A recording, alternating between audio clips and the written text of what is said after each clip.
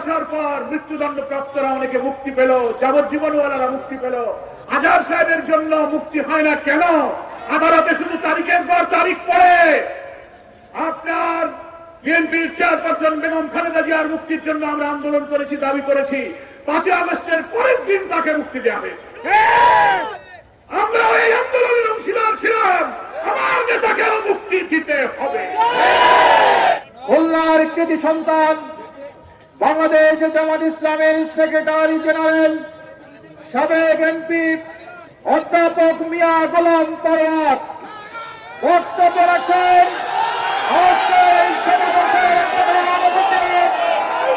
অধ্যাপক মিয়া গোলাম পরোয়ার।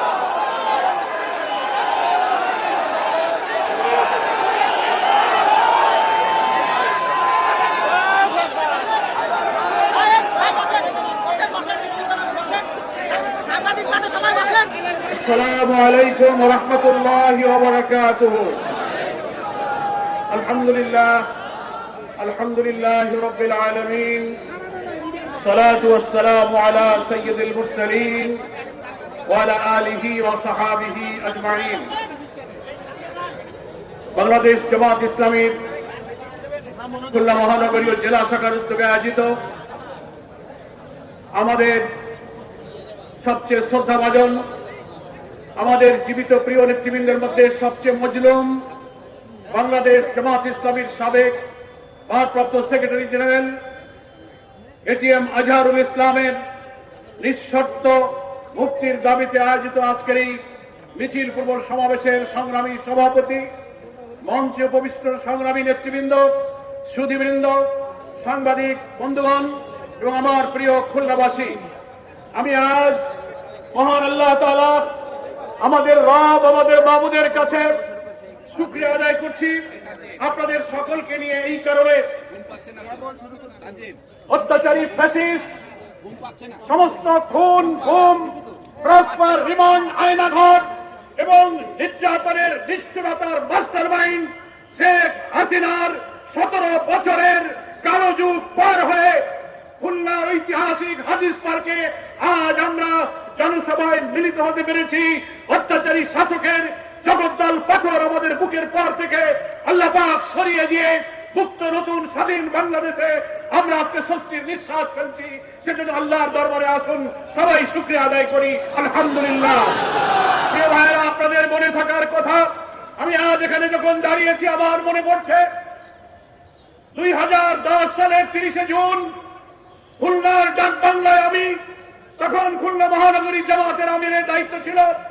আমাদের নিরপরাধ নেতৃবৃন্দের গ্রেফতারের প্রতিবাদে মুক্তির দাবিতে এক ঐতিহাসিক মিছিলে আমি সহ আমার নেতৃবৃন্দের উপস্থিতিতে বিশাল সমাবেশ এবং বিক্ষোভ মিছিল ছিল 2010 সালের 30শে জুন।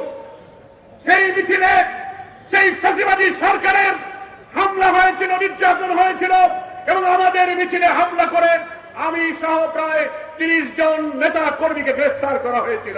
আপনাদের কি মনে আছে?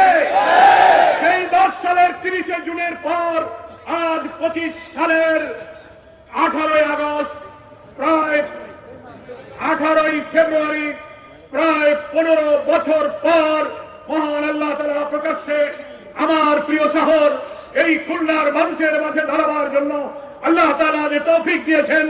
কারাগারে দীর্ঘ সময় যখন আমরা কাটিয়েছি, খুলনার অনেক নেতৃবৃন্দ কারাগারে কাটিয়েছেন, আমরা বুঝতে পারছিলাম না অত্যাচারী ফ্যাসিস্ট হাসিনা বেঁচে থাকতে এই কারাগার থেকে আমরা মুক্ত হতে পারবো। আমরা কোনোদিন কল্পনা করিনি। সেই রব্বুল আলামিনের দরবারে আপনাদের কাছে আমি শুকরিয়া জানাচ্ছি আবারও, আলহামদুলিল্লাহ। আজকের এই সমাবেশের পর আমাদের প্রিয় আজহার ভাইয়ের মুক্তির দাবিতে বিক্ষোভ মিছিল হবে। আপনারা কি সেটা জানেন? সবাই কি সেই মিছিলে যোগ দেবেন? আপনারা খুলনাবাসী যারা এখানে আমার কথা শুনছেন এবং দেখছেন, সকালে যদি মিছিলে যোগ দেন তো আমি ওই মিছিলের সামনে থাকবো ইনশাআল্লাহ। সবাই কি মিছিলে থাকবেন? তাহলে মিছিলের আগে আমি কয়েকটি কথা বলতে চাই। আমাদের প্রিয় আজহার ভাই, আজহার ভাইয়ের কথা বলতে গেলে আমরা আবেগ প্রবণ হয়ে পড়ি। তিনি আমাদের খুব প্রিয় নেতা ছিলেন। আমাদের শীর্ষ প্রিয় নেতাদের মধ্যে সবচেয়ে তিনি জীবিত একজন মজলুম নেতা।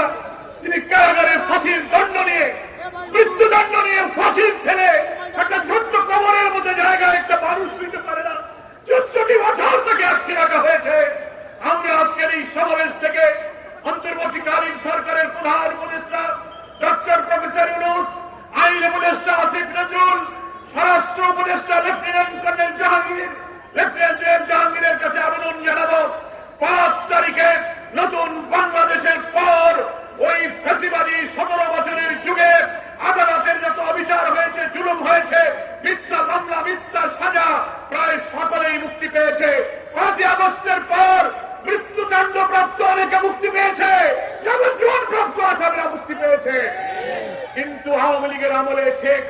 দায়ের করা মিথ্যা বাদী, মিথ্যা এজাহার, মিথ্যা মামলা, মিথ্যা ট্রাইব্যুনাল, মিথ্যা বিচারক তাকে যে মিথ্যা মৃত্যুদণ্ড দিল, কেন আজহার ভাইকে মুক্তি দেওয়া হলো না?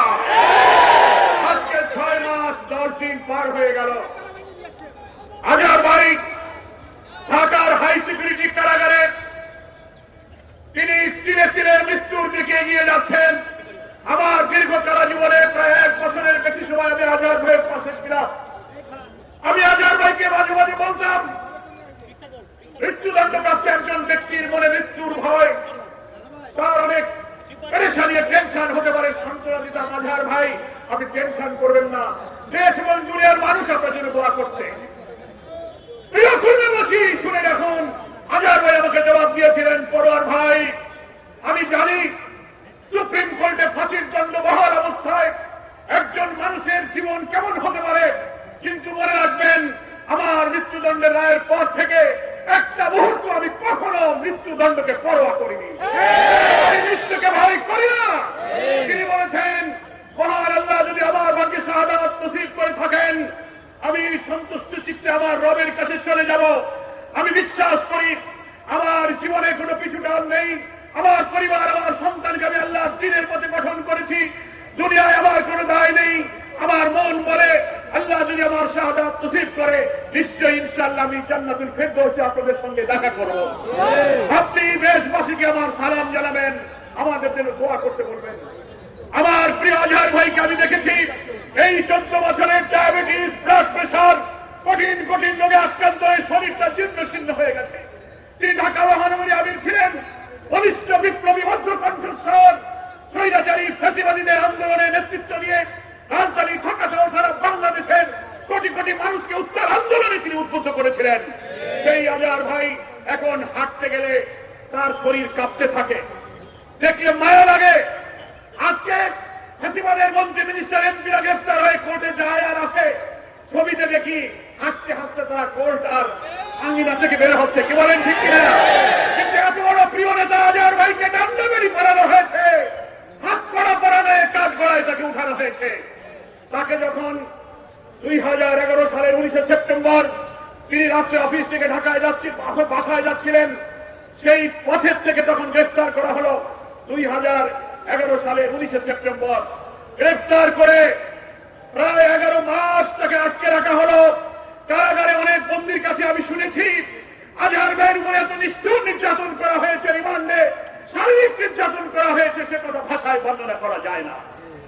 প্রায় 1 বছর কারাগারে তিনি তিলে তিলে নিষ্ঠুর ভাবে শারীরিক নির্যাতনের শিকার হয়ে 2012 সালের 16 আগস্ট মহামান্য সুপ্রিম কোর্ট তাকে জামিন দিলেন।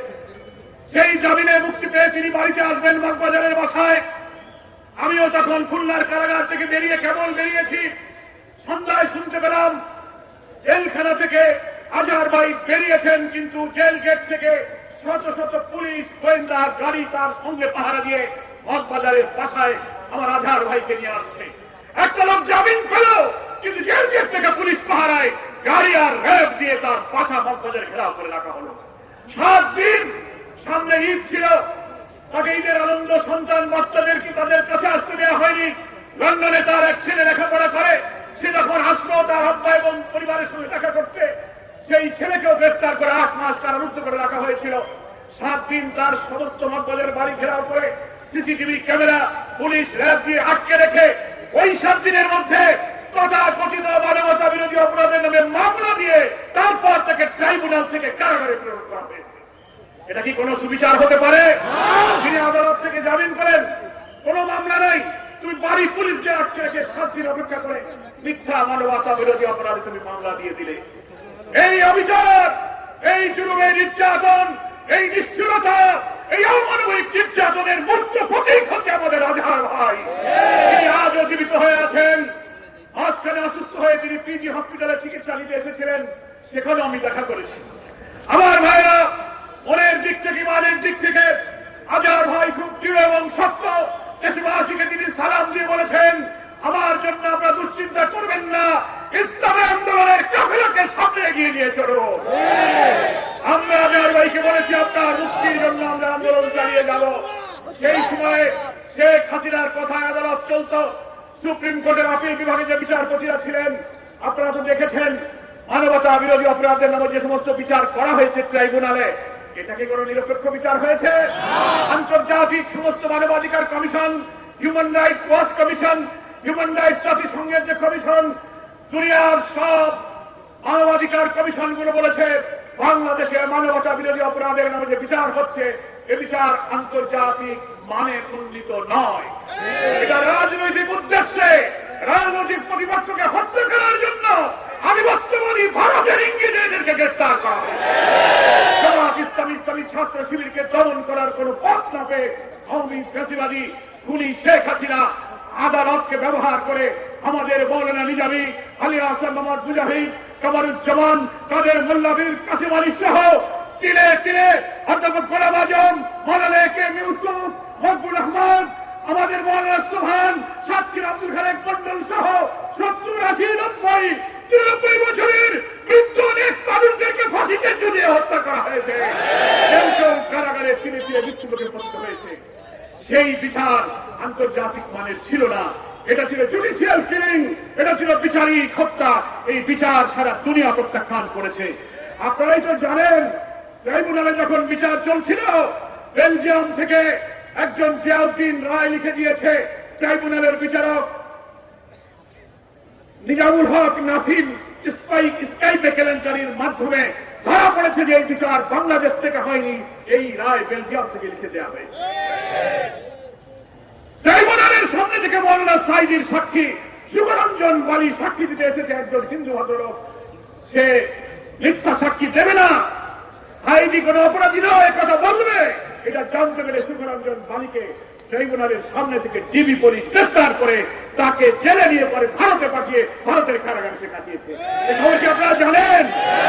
বিচারপতি সিনহা, চিফ জাস্টিস, তাকে যখন শেখ হাসিনার শর্ত পূরণ হলো না, লাঠি মেরে চিফ জাস্টিসের চেয়ার থেকে তার ডিজিএফআই অফিসাররা যখন বের করে দিল, বিদেশে গিয়ে তিনি যে বই লিখেছেন, সাবেক প্রধান বিচারপতি সিনহাও বলেছে এই বিচার সরকার নির্দেশ দিয়ে আমাদেরকে জামাতের নেতাদের ফাঁসি দিতে বাধ্য করেছে।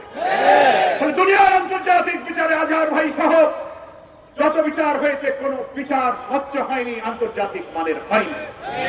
আমরা বর্তমান সরকারের প্রধান উপদেষ্টাকে বলবো, আপনারা হচ্ছেন 5ই আগস্টের জুলাইয়ের ছাত্র গণ অভ্যুত্থানের গণ আকাঙ্ক্ষার প্রতীক। আমরা আপনাদের সহযোগিতা করার জন্য রাজি আছি, কিন্তু আপনি তো দেখলেন, আপনি দায়িত্বে আসার পর মৃত্যুদণ্ড প্রাপ্তরা অনেকে মুক্তি পেল, যাবজ্জীবনওয়ালারা মুক্তি পেল, আজহার সাহেবের জন্য মুক্তি হয় না কেন? আদালতে শুধু তারিখের পর তারিখ পড়ে।